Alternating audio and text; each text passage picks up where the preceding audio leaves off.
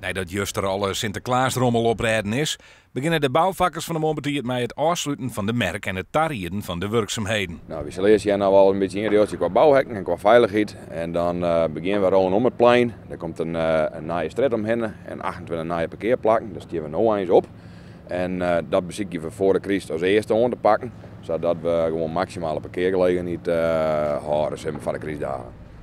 Dat is net elke niet tevreden. Nou, we zijn er net gelukkig mee. Die shovel van de dwaren, het hekken, meeste keren haast niet komen. De ingang wordt blokkeerd. Ze moeten echt bewust een heel eind omheen rennen waar ze überhaupt de winkel ingaan. Ja. Maar bij alles wat aanstaan misschien mooier wordt, moet je toch eerst bouwen, hè? Dat is weer, maar het parkeren voor de mensen is wel heel erg slecht nou op dit moment. Dus ja. En dat bloot ik zo. Voorlopig wel. Ja. Ze De blauw het volle plakken hoor. Maar het werk gaat terug. En dan beginnen we na de crisisdagen zo gauw mogelijk met het plein zelf.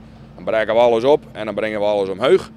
En dan hebben we tot maai zeg maar, om het klaar te krijgen. Samen had de merk het groene het van Dokkum worden. Bij de omstreden Iersfontein.